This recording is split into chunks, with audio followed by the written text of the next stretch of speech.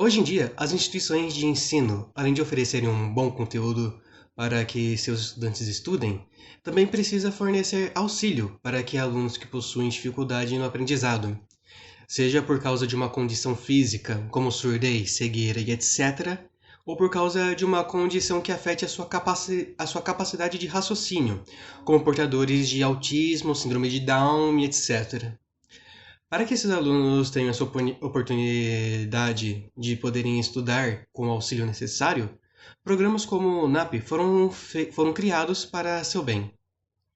Caso tenha se interessado pelo que iremos falar, então vamos começar.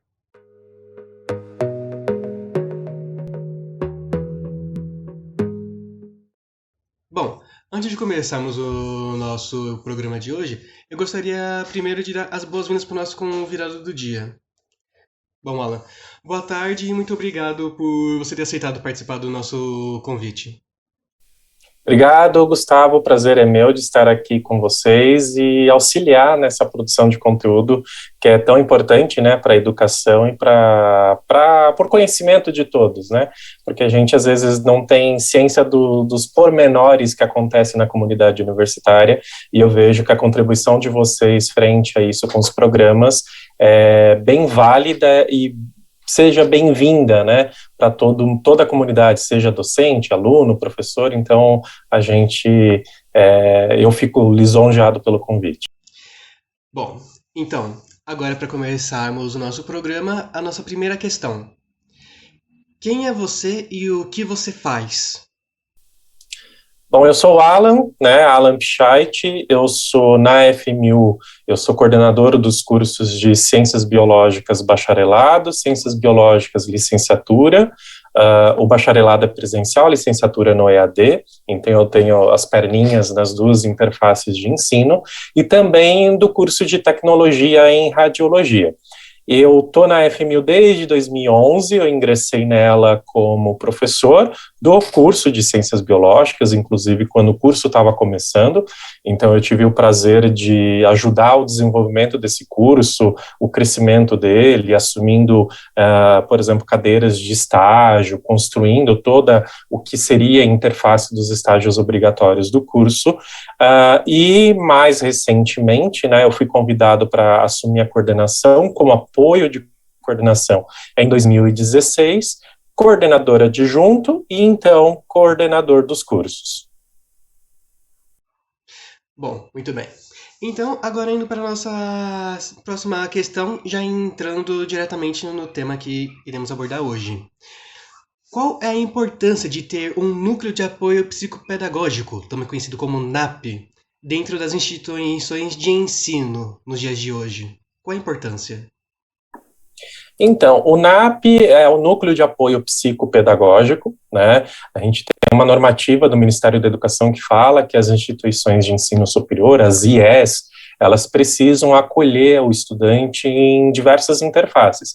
Então, na interface acadêmica, nós temos os cursos propriamente ditos, né? A matriz curricular, as disciplinas, os estágios. Na interface social, nós temos toda a comunidade universitária tocante às áreas de descanso, as praças de alimentação, toda a tratativa com empatia, né, dos colaboradores, quando você vai ter um atendimento. Na interface pedagógica e psicológica, a instituição ela tem que entrar com uma garantia que aquele estudante, pensando no estudante que tenha uma deficiência, por exemplo, ou uma situação de necessidade especial por mobilidade reduzida, por exemplo, a instituição tem que garantir que esse estudante ele vai ter uma vivência universitária tal como os outros estudantes. Então, o núcleo de apoio psicopedagógico, ele visa suprir essas duas frentes, tanto a parte psicológica, que vai nutrir desde daquelas problemáticas ligadas a deficiências, transtornos, etc., mas também dificuldades comuns do psicológico do estudante, um estresse numa época de provas, um estresse quando está começando como calor. E a parte pedagógica pela necessidade do estudo, né? Então, a questão de como que eu vou estudar, como que eu vou absorver esses conteúdos. Bom, muito bem. Então agora que já temos uma introdução assim sobre como é a importância do NAP ter está inserido nas nossas instituições. Agora, uma coisa sobre o NAP dentro dele em si. Quais são as características indispensáveis que um programa como o NAP deve ter para que possa funcionar? Como devem ser as engrenagens dentro de todo esse grupo que vai ajudar os alunos? A principal engrenagem é o foco, né? O NAP e qualquer setor universitário, na verdade, o foco tem que ser no estudante. Então, nas necessidades, nos anseios, nas frustrações, no que está em torno da vida universitária, que é o estudante. Então, o estudante ele é a principal engrenagem. Um programa como o NAP, um núcleo de apoio, ele não vai existir simplesmente por existir, porque senão ele vai ser só uma sala colorida com sofás confortáveis. Então, eu preciso entender quais são os problemas da minha comunidade universitária, o que está afligindo o meu estudante neste momento, né, o meu alunado, para então entrar com ações, seja de atendimento mais individualizado, para algumas situações bem específicas, ou ações de promoção, como, por exemplo, esse programa, que é levar a informação para a comunidade universitária sobre ações que a universidade faz. Então, o NAP ele tem que ser esse link entre a individualidade do estudante com a comunidade universitária formada por estudantes, docentes, reitoria, colaboradores de atendimento. Então, o NAP ele vai promover, ele vai ter essa engrenagem principal, que é o estudante, atendendo às necessidades desse público. Então, a gente tem que sempre ter em mente que é isso, o setor ele só vai existir por conta dos anseios do público estudantil. Então, se o estudante está com dificuldade, por exemplo, de prestar atenção numa aula que utiliza uma lousa eletrônica, ele nunca teve contato com essa lousa eletrônica, é ali que a gente vai fazer uma ação, por exemplo, de apresentar uma das salas que utiliza, que na FMU, por exemplo, é a sala.com. Então, é assim que a gente vai diferenciar de outras práticas que a gente vê por aí, porque o NAP ele vai ser customizado segundo as necessidades de todo esse público de estudantes que nós temos na instituição. Bom, muito bem. Então, agora indo para a nossa próxima questão. Qual o procedimento que uma instituição que possui o NAP deve prestar auxílio ao seu aluno durante sua formação? Então, como deve ser todo o acompanhamento do aluno? Como o NAP deve fazer isso? Não apenas na questão teórica em si, mas também especificamente na prática, efetivamente. O NAP ele atua como um departamento, né, que ele está à disposição da comunidade universitária. Então aí a gente tem os principais atores do acompanhamento do estudante, né? O primeiro é o estudante em si, porque o estudante ele está no ensino superior, ele tem que indicar, olha, eu tenho um anseio disso, eu estou com um problema daquilo, então eu preciso de ajuda, eu preciso de um conselho, eu preciso de alguma ferramenta, de alguma coisa para o meu acompanhamento. Então é muito importante quando os nossos estudantes falam, né? Em seguida vem todo o embasamento que os docentes têm, porque eles estão ali no dia a dia, né, no chão da sala de aula, acompanhando, tendo contato direto com esses estudantes, e também a coordenação de curso. Eu, por exemplo, que sou coordenador de curso, muitas vezes eu recebo indicações de alunos que querem atendimento do NAP por colegas que viram um aluno que está ali precisando de uma ajuda, de um atendimento, seja para uma questão psicológica, geralmente ligada à depressão, suicídio e coisas assim, ou mesmo uma questão pedagógica, que está tendo dificuldade no estudo. A gente tem que se situar que a gente está num Brasil, um país que a grande parte do nosso público de estudante, às vezes vem de um ensino público deficiente, um ensino onde muitas vezes você nem precisava estudar para passar de ano, né? E aí quando você ingressa no ensino superior, você entra em choque, porque é um conteúdo bem denso, afinal você está formando profissionais, e você tem que estudar bastante. Então o fator de estresse é muito grande, principalmente no comecinho, com os nossos calouros.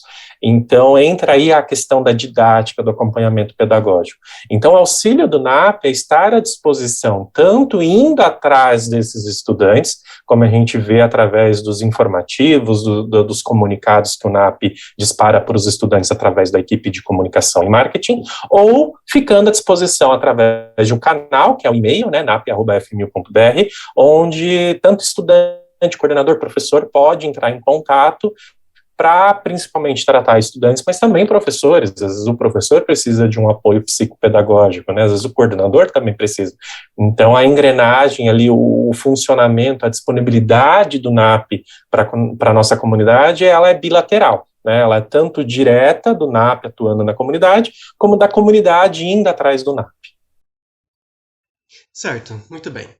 Então, agora, seguindo para nossa próxima questão, é a seguinte: como você vê a evolução de estudantes que recebem auxílio de uma universidade que possui o NAP, como a FMU, em comparação à evolução de estudantes em universidades sem um auxílio como o NAP faz? Como você consegue ver a evolução de pessoas que tenham Asperger, espectro do autismo, até mesmo síndrome de Down, e até mesmo as pessoas que tenham questões físicas, como a própria surdez ou a cegueira, que podem ser grandes empecilhos para o aprendizado do aluno. Como você consegue ver a evolução desses alunos, fazendo uma comparação entre a FMU, que possui o NAP, e uma faculdade que não possui um auxílio desses? Perfeito, essa é uma ótima pergunta, porque, como eu estava falando anteriormente, ter um apoio psicopedagógico, seja com o nome de núcleo de apoio psicopedagógico, núcleo de apoio didático e psicológico, enfim, várias instituições dão nomes diferentes para essa vertente de apoio.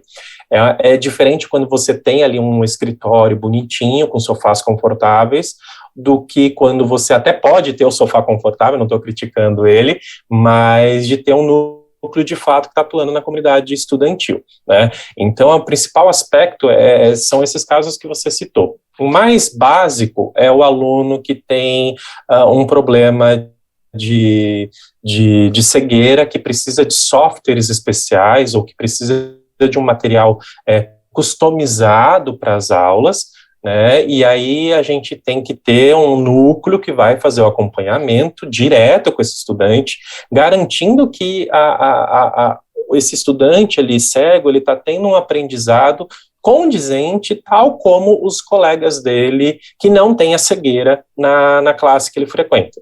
Então é muito assim característico que o NAP ele vai atuar para propiciar que aquele estudante, dentro de um transtorno, uma deficiência, alguma situação que poderia, de todas as vias, ir contra a oportunidade de ensino e se formar num curso superior, ele providenciar que aquele estudante tenha um acolhimento com empatia, isso é muito fundamental, mas também um acolhimento técnico que supra as necessidades especiais que aquele estudante possui. Por exemplo, um estudante com problema de audição, que o NAP faça aquele link com o intérprete de Libras, e aí aquele conteúdo.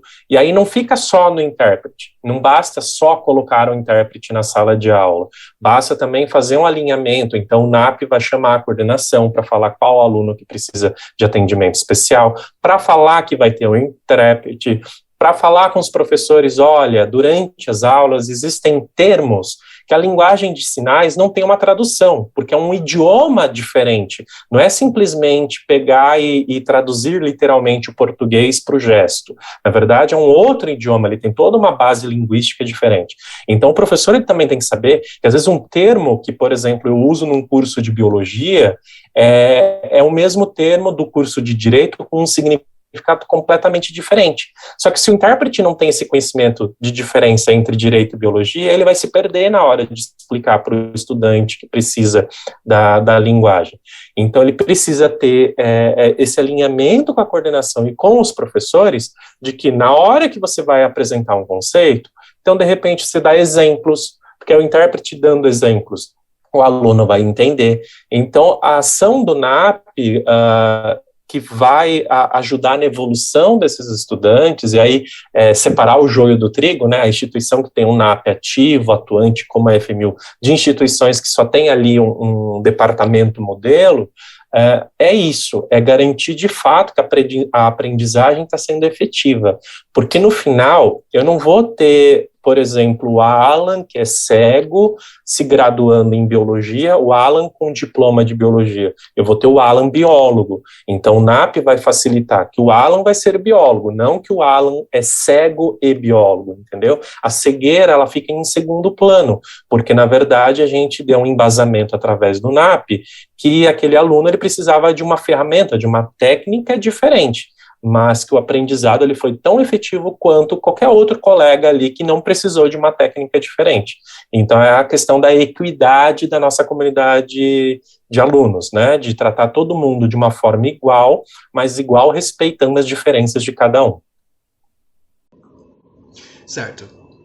Então, muito bom ver esse primeiro ponto de como todos os professores acabam sendo instruídos da forma como eles devem agir com os alunos, como eles devem ensinar eles, até mesmo em quesito de repente, algum equipamento específico que acaba sendo necessário para que a pessoa possa, para que a pessoa possa ter um aprendizado ainda melhor e que nem você falou, não ser a pessoa formada, não é simplesmente ser o cego formado em biologia, mas ser o biólogo formado em biologia, para deixar o negócio de segundo plano.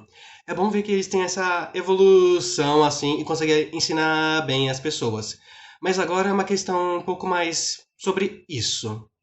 Atualmente, de que forma o NAP poderia melhorar ainda mais a sua forma de atuar? Como ele pode elevar ainda mais o patamar dele hoje em dia? Eu penso que a principal característica é isso que a gente está vivenciando no momento pós-pandemia.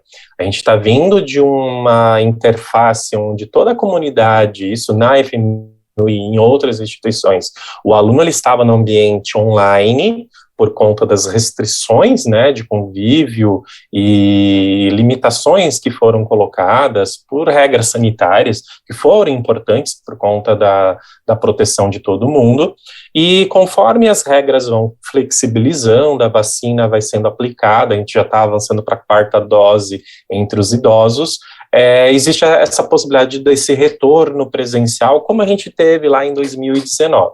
Então, a grande lição que fica é o que a gente fazia enquanto NAP antes da pandemia. Então, todos os instrumentos que a gente já tinha de comunicação, de rodas de estudo, de conversa, de chegar na sala de aula, na sala dos professores, reunião com os coordenadores, reunião com os professores, com os representantes de turma, os embaixadores, mas também usar o que a gente aprendeu de melhor durante a pandemia, que são as ferramentas online, então formulários de atendimento. Então, de repente, aquele aluno que tem uma dificuldade social, seja por timidez ou seja por uma necessidade especial mais severa, como, por exemplo, um autismo de grau elevado, talvez seja interessante para aquele aluno que ele continue tendo acesso ao NAP via e-mail, via um formulário de atendimento, que não vá colocar esse aluno numa fila, por exemplo, para ir lá agendar uma conversa com o NAP. Então, eu acho que a grande lição que fica é combinar o que a gente tinha de melhor antes da pandemia e o que a gente teve de melhor durante a pandemia, que, olha, Gustavo, uma coisa eu posso te falar, que o NAP brilhou muito durante a pandemia, porque a gente não parou em nenhum momento. Eu vejo as ações do NAP, elas simplesmente continuaram com bastante louvor, né? Então, dando todo atendimento, tudo aquilo que a comunidade precisava. Certo, muito bem. Então, agora seguindo para nossa penúltima pergunta,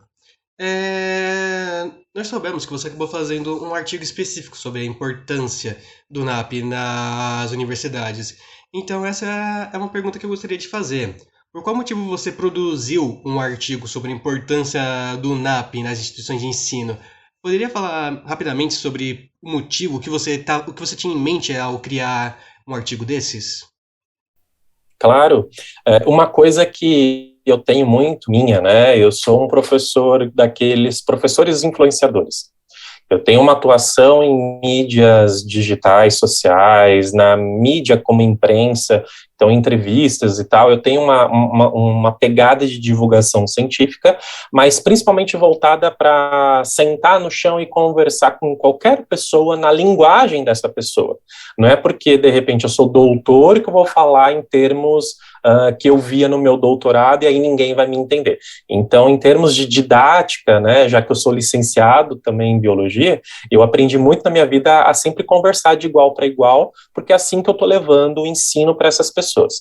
E uma coisa que eu tenho percebido enquanto coordenador de curso, não nos meus professores em si, mas em toda a literatura, todo o estudo que eu faço de pesquisas em educação, é que muitas vezes o professor, a comunidade de docentes, ou mesmo os estudantes, desconhece algumas coisas que as instituições fornecem para eles. Então, o NAP é uma dessas coisas. Eu percebo que quando eu entro, por exemplo, numa reunião com os meus embaixadores de turma e comento sobre o NAP, às vezes eles soltam comentários, nossa, que legal que tem isso na FMU. E aí eu fico assim, nossa, mas você não sabia? Quer dizer, se eu não tivesse avisando, dificilmente eles saberiam por outras vias, porque de repente não tem nem a vontade de procurar em outras vias, tá? Pode até existir as outras vias, mas de repente não tem aquela vontade, porque é o desconhecimento. É parte da premissa que se eu não preciso de atendimento especial, logo eu não preciso saber que tem um setor que fornece atendimento especial, por exemplo. Né? Então, eu escrevi esse artigo justamente para isso, numa visão de um professor que não atua dentro do NAP, falando do NAP. Ou seja, como que eu encaro, como que eu vejo o NAP aqui do meu cenário, como se eu estivesse aqui fora, e qual que é a importância dele? Porque assim a gente vai conscientizando tanto o estudante, mas principalmente o professor. Olha, existe esse recurso, existe esse departamento, caso você precise, caso o seu aluno precise, basta direcionar esse atendimento para a gente. Bom, então, bom ver essa inspiração e ver os motivos para que você tenha feito esse artigo. Realmente, ampliar um pouco mais e ajudar na divulgação ainda pode ser ainda melhor. Aí, exatamente em questão dessas pessoas que podem pensar, não tem necessidade, não tem por que buscar esse auxílio. Então, quanto mais divulgação, como você acabou fazendo, realmente melhor acaba sendo para essas pessoas que precisam e a informação acaba não chegando às vezes. E bom, para nós encerrarmos a nossa entrevista, a última pergunta que eu gostaria de fazer. Teria alguma consideração final que gostaria de dizer para quem está nos assistindo? De repente, algum aviso ou aconselhamento? Claro, eu acho que a grande lição que eu posso deixar aqui de conselho, se é que eu posso dar algum conselho nessa vida, mas é de que sempre repasse uma informação que você fique sabendo. Ah, recebi um e-mail falando, por exemplo, do NAP. Repassa para o teu colega que está do lado. De repente ele não recebeu, de repente o e-mail foi para a caixa de spam, de repente ele nem sabe da importância do NAP, vai que ele está numa situação de que precisa de, às vezes, de um atendimento psicológico. Né? Então a gente tem que pecar pelo excesso de informação e nunca pela falta. O que eu vejo é que as pessoas às vezes pensam assim, mas tal pessoa já deve ter falado. Tá, mas você tem certeza que ela falou? Enquanto você não tiver certeza, fale você, então reforce a comunicação. Aquilo que a gente recebe, que, por exemplo, por e-mail, que está enchendo a nossa caixa de e-mail, a gente está recebendo por um propósito, é uma informação que eu tenho que repassar para os meus pares, para a minha comunidade. Então, por exemplo, eu, que sou um coordenador de curso, quando eu recebo uma informação, olha, o NAP está à disposição de toda a comunidade, a primeira coisa que eu vou fazer é uma reunião com os meus professores para falar sobre a importância desse departamento e como que eu entro em contato com esse departamento. E em seguida também com os meus estudantes através dos embaixadores. Porque aí a informação ela não fica parada no Alan, porque eu não posso partir dessa premissa de que, se eu recebi esse e-mail, os meus pares também estão recebendo. E tudo bem se eles estiverem recebendo, eu vou estar sendo redundante e aí eu vou estar fortalecendo aquela informação. Porque é muito chato quando um aluno, por exemplo, está precisando de uma atenção, está em sofrimento psicológico ou sofrimento didático, e aí comenta assim, mas eu estou perdido, eu não sei o que fazer. E se eu não consigo perceber isso e falo assim, entra em contato com o NAP, não vai ter uma luz, uma nuvem lá do céu abrindo e falando assim, ó, venha, por exemplo, para atendimento no NAP, concorda? Então, eu acho que as pessoas, quando elas recebem uma informação, é sempre interessante elas comentarem com os pares, olha, eu recebi isso, você recebeu também? Olha que legal, porque o óbvio, às vezes, tem que ser dito e às vezes pode ser exemplificado numa linguagem muito mais simples, e aí todo mundo vai entender, todo mundo vai saber e todo mundo vai ficar contente com isso. Certo. Então, só para finalizar, eu quero agradecer por você ter aceitado o nosso convite para participar do programa e falar um pouco mais sobre o NAP em si. Então, eu gostaria de agradecer a sua participação. Eu que agradeço, Gustavo, e agradeço aqui esse espaço disponível para mim e para todo mundo que vem participar, pessoal. Assista, deixa aí o seu like, é muito importante a participação de todos. Certo. Então, mais uma vez obrigado ao Alan por ter aceitado. E é para você que está nos assistindo até esse momento.